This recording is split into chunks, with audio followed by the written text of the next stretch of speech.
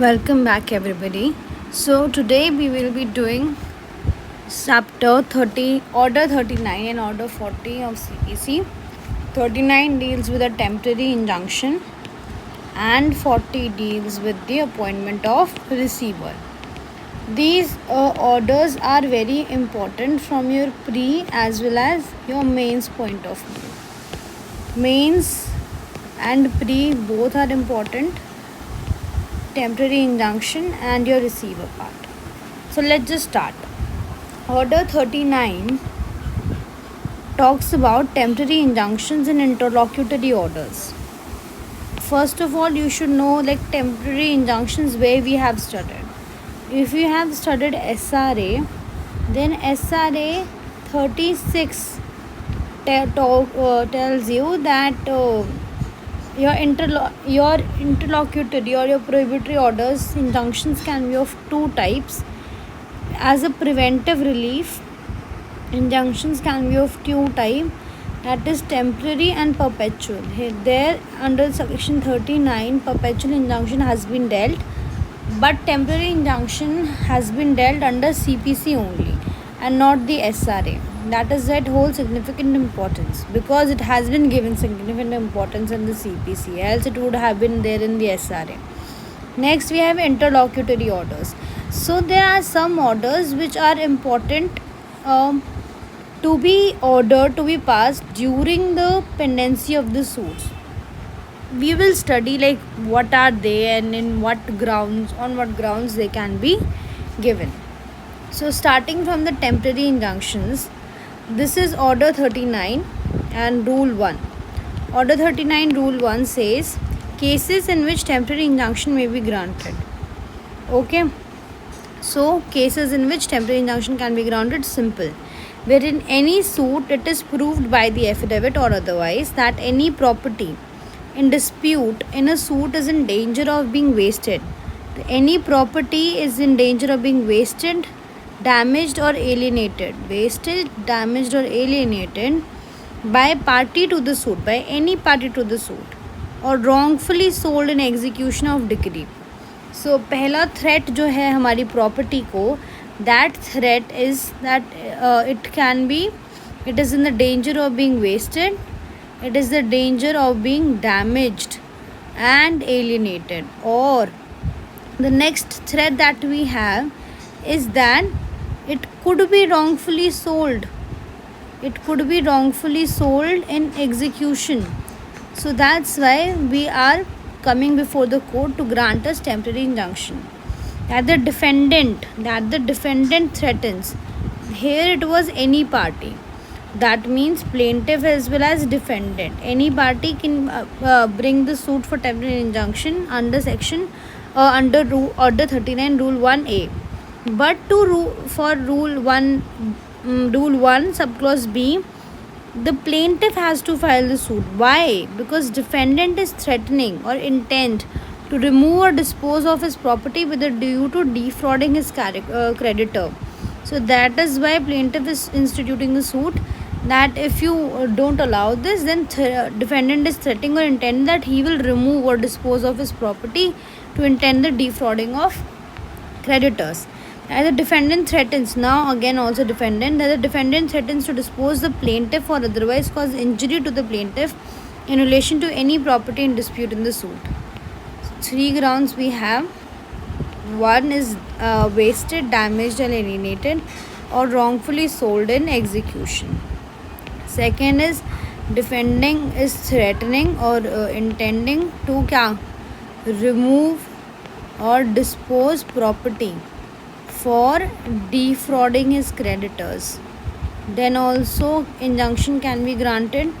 And the third ground is that defendant is again threatening to dispossess the plaintiff or cause injury to plaintiff in relation to the property in dispute. So on these three grounds, the temporary injunction can be granted. Alright, now moving forward. The court may by order grant temporary injunction to restrain such act. Now what will court do? Court will pass temporary injunction. Injunction in itself means to restrain. To restrain such act or to make such order for the purpose of staying and preventing the wasting, damaging, alienation, sale, removal or disposition of the property or dispossession of the plaintiff or otherwise causing injury to the plaintiff in relation to any property in dispute as the court thinks fit until the disposal of the suit or until the further orders. So what would be the time period? Either it would stretch to the disposal of the suit or until further orders. If the court thinks that until this day, then this day. Until further orders or disposal of the suit, the injunction will be carried on. Now order 39 rule 2 states injunction to restrain repetition or continuance of breach. Now there is a guy who daily throws garbage, trash in front of your house. Guy every day he comes at 7 a.m. and he throws garbage in front of your house. So in any suit for restraining the defendant from committing a breach of contract, in suit you are restraining defendant from committing a breach of contract or other injury of any kind, whether compensation is claimed in the suit or not. The plaintiff at any time after the commencement of the suit, either before or after the judgment. So he can also apply after the judgment, apply to the court for temporary injunction to restrain the defendant from committing the breach of contract or injury complained or any breach of contract or injury of like kind arising on the same contract or relating to the same property or right. The court may by order grant such injunction on such terms as the duration of the injunction, keeping in account giving security or otherwise as the court thinks fit. This example is not appropriate here, as major emphasis that there have been given is the breach of contract.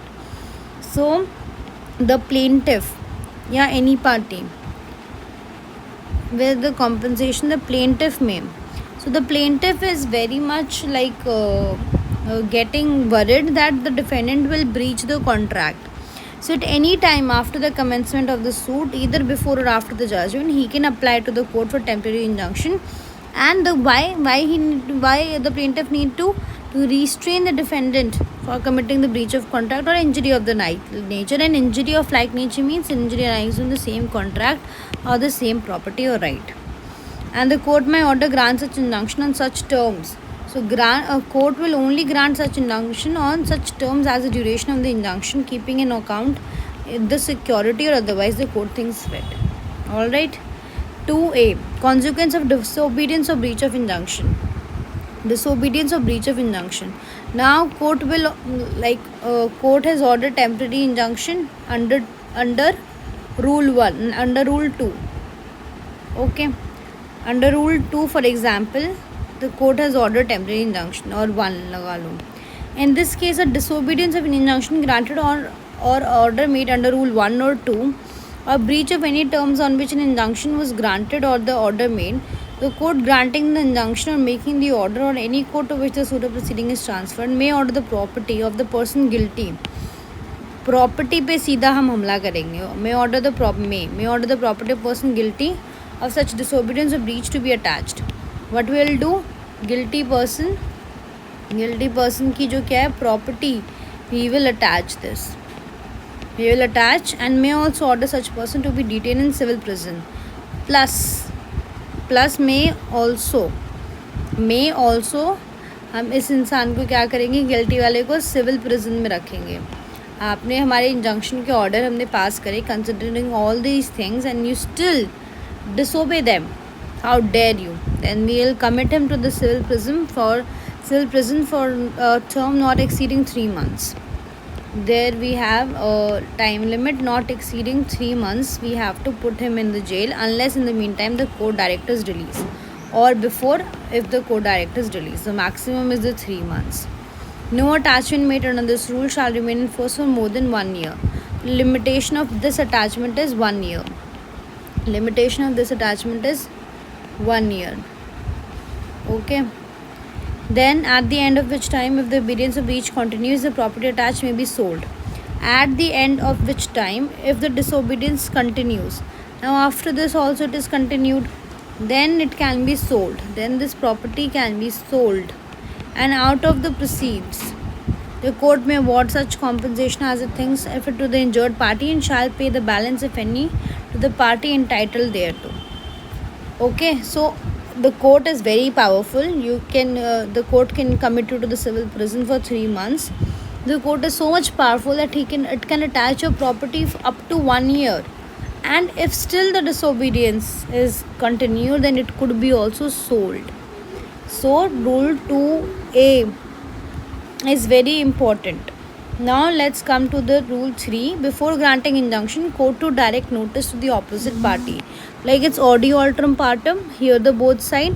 That is why we will issue the notice to the opposite party.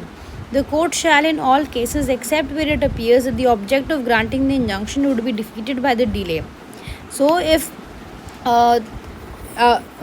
generally the court shall direct the notice to the defendant before granting injunction, but if the court appears to the court that granting the injunction would be defeated by the delay, the purpose behind it, before granting injunction, then direct notice of the application of the same to be given to the opposite party, provided that where it is proposed to grant an injunction without giving notice of the application to the opposite party, the court shall record the reasons. So in this case, the court shall record the reasons for opinion that the object of granting injunction be defeated by delay, and require the applicant to deliver the opposite party or send to him by registered post. Now there will be recorded reason, and deliver करेंगे हम opposite party को by registered post. Immediately after order granting the injunction has been made, a copy of application for injunction together with copy of affidavit filed in support of application, a copy of plaint, copies of documents on which the applicant writes. So everything will be delivered to him, and with recorded reasons that why did we proceed not by not hearing you.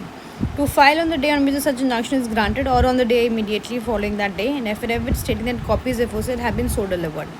So after delivery you have to file. After delivery you have to file that such injunction is granted, and the day immediately following that day, affidavit you have to file that such copies have been so delivered or sent. So this is the procedure, or we say cautionary procedure, that we have proceeded against them without hearing them. So these are special things that you need to do asking the plaintiff.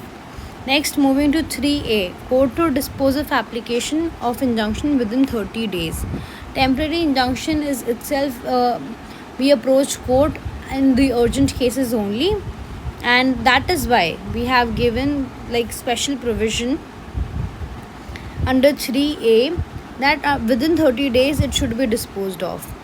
Where an injunction has been granted without giving notice to the opposite party, the court shall make an endeavour to finally dispose the application within 30 days from the date on which the injunction was granted, and where it is made unable to do so, it shall record its reasons for such inability. When injunction has been granted without giving notice, the court shall make an endeavour to finally dispose of the application within 30 days, okay, from the date of such injunction was granted.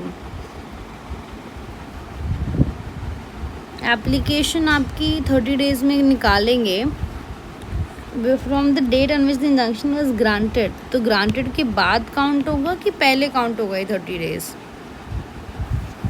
दोबारा से read.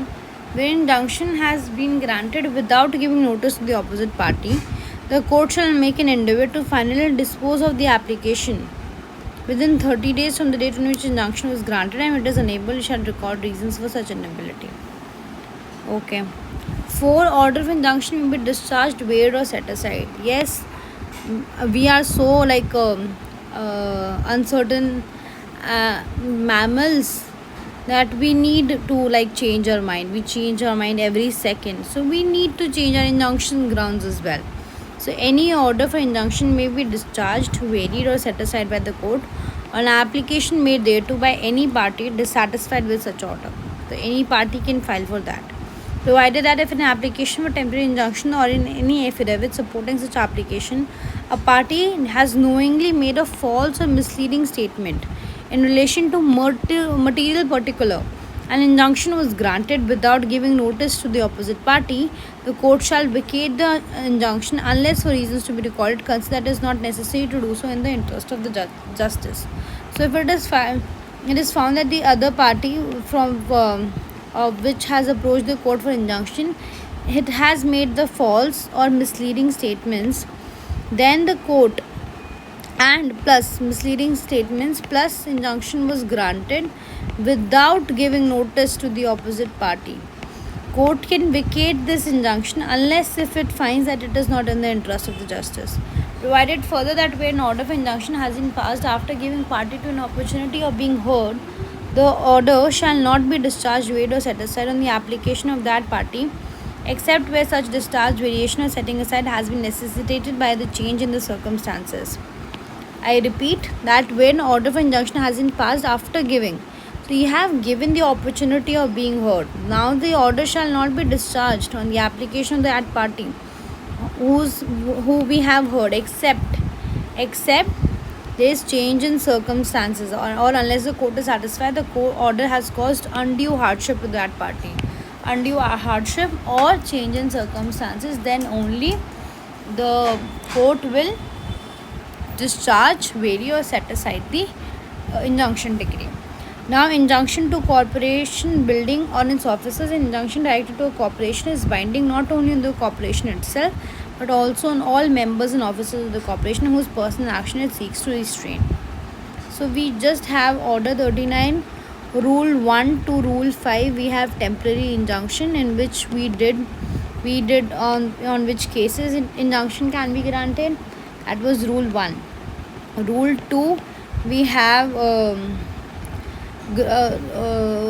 2, we have pass the decree, repetition or continuance of breach. So to prevent the continuance of breach of contract, Rule 2A, we had punishments. Yes, disobedience or breach of contract.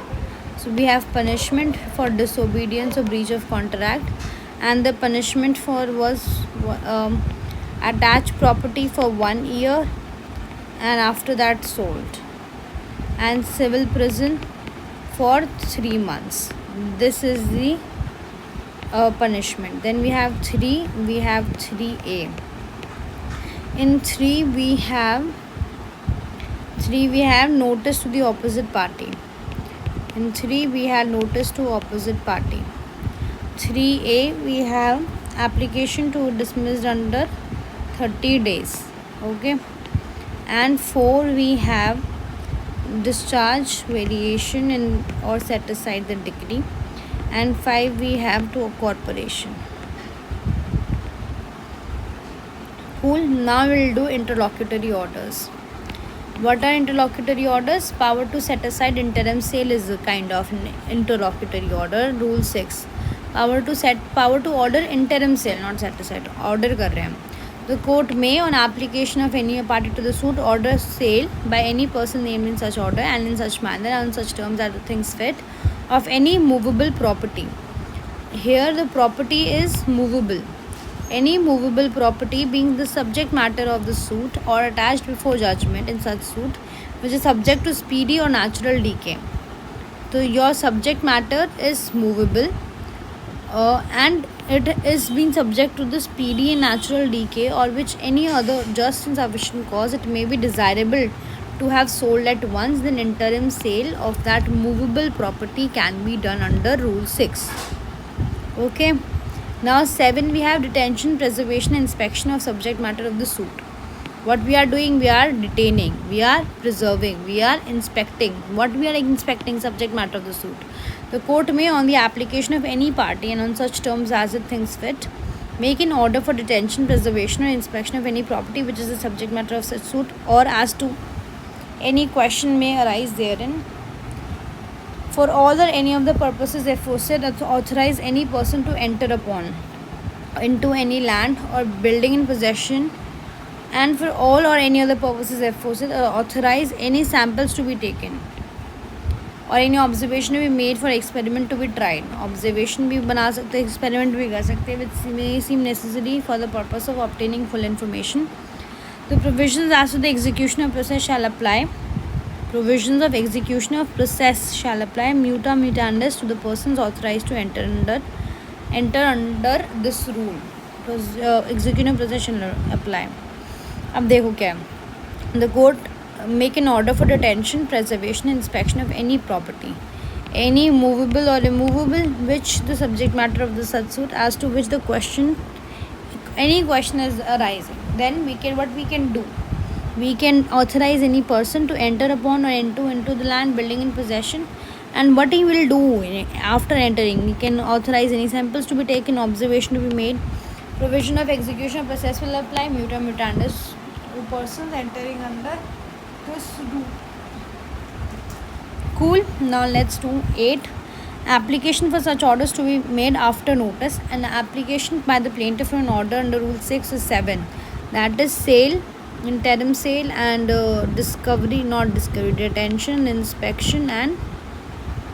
detention, inspection, and preservation. Be made at any time after the institution of the suit. An application by the defendant for like order may be made at any time after appearance. The defendant after appearance, an application by the plaintiff after institution. Before making an order under Rule 6 or 7 on an application made for the purpose, the court shall accept where it appears that the object of making such order would be defeated by the delay. Direct notice thereof to be given to the opposite party. Before making 6-7 application, the court shall accept. If it is defeated by delay, then no notice, else it would be given to the notice to the opposite party. 9. When party may be put in immediate possession of land of the subject matter. Immediate possession of land of the subject matter of the suit. Where land paying revenue to the government or a tenure liable to sale is subject matter of the suit. If the party in possession of such land or tenure neglects to pay government revenue or the rent due to the proprietor of the tenure, as the case may be, and such land or tenure is consequently ordered to be sold, and such land or tenure is to be sold, any other property to the suit claiming to have interest in such land or tenure may, upon payment of that revenue then due previously to the sale, at the discretion of the court, with or without security, be put in immediate possession of the land or tenure, and the court on its decree may award against the defaulter the amounts so paid with interest thereon at such rate as the court thinks fit, or may charge the amounts so paid with interest thereon on such rate as the court orders in any adjustment of the account. So it just say yes, we have A, we have B, and we have government. Okay, where the land paying revenue, tenure liable to be sale, so the property is of A, and this property needs government rent, government को पे करना है इसमें से. Now, and if it is not paid, then it would be sold. If it is not paid, it would be sold. What will happen? Any other party to the suit claiming to have an interest in such land, he is the tenant here, he has the interest in such land. What he will do, he will pay the amount. He will pay the amount revenue previously to the sale, and now he can give the immediate possession. He will be given the immediate possession under Order 39, Rule 9. ठीक है. 10 is deposit of money etc. in court, where subject matter of suit is money. Where subject matter of the suit is money itself or other something capable of delivery. Any party thereto admits that he holds such money or other things as trustee for another party, or that it belongs to or is due to another party, the court may order the same to be deposited in court or delivered to such last named party with or without security, subject to the further direction of the court. Not much is asked from this interlocutory. You should know that Order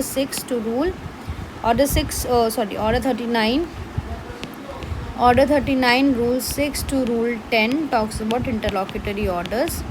And what orders that we studied? We studied interim sale.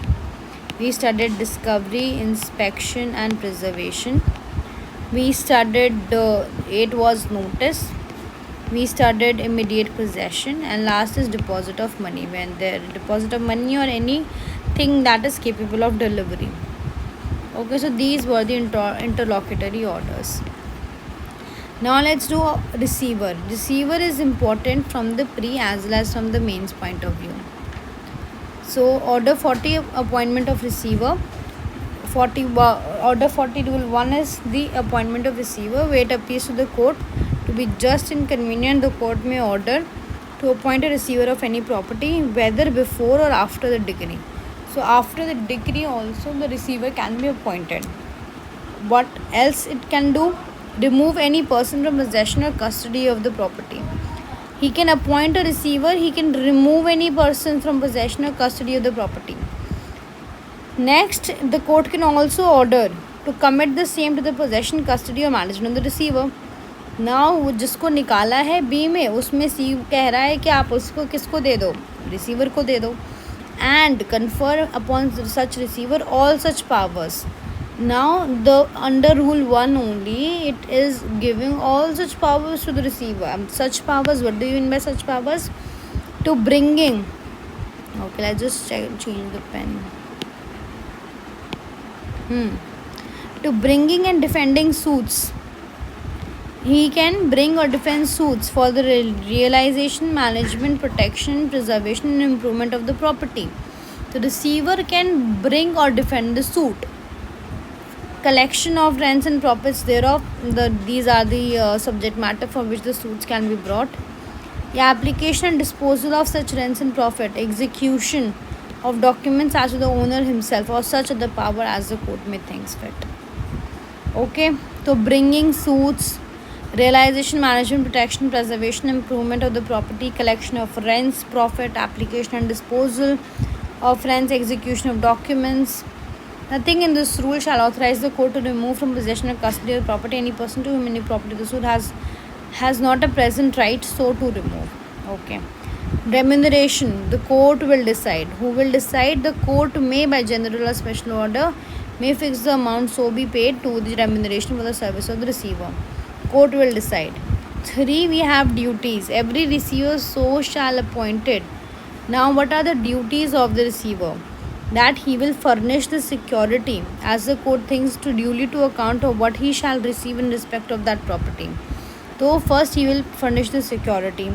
Then he will submit his accounts as to such periods and in such form as the court may direct. So he will have to submit his account, pay the amount due from him as the court directs, any amount that is due from him, and be responsible for any loss occasioned to the property by his willful default or gross negligence. Willful default or gross negligence.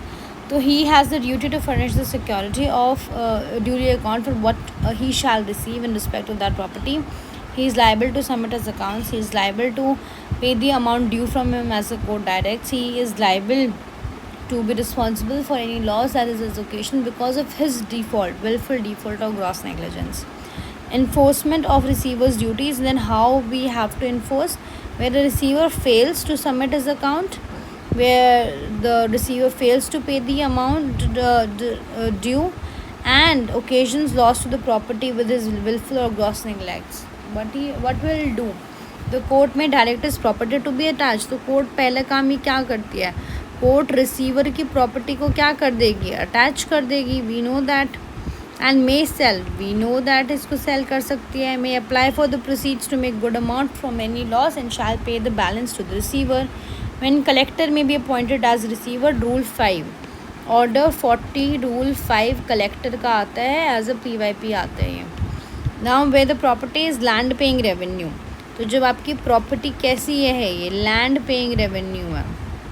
This land is paying revenue, simple, to the government, of which the government revenue has been assigned to redeem. The court considers that the interest of those concerned will be promoted by the management of the collector. The court may, with the consent of the collector, लेगा उसको appoint कर देगा as a receiver. So I guess we have completed the order 39 and order 40 in a very well way. In the next session we will be doing order 38, that is arrest and attachment before the judgment. See you in the next class. Thank you.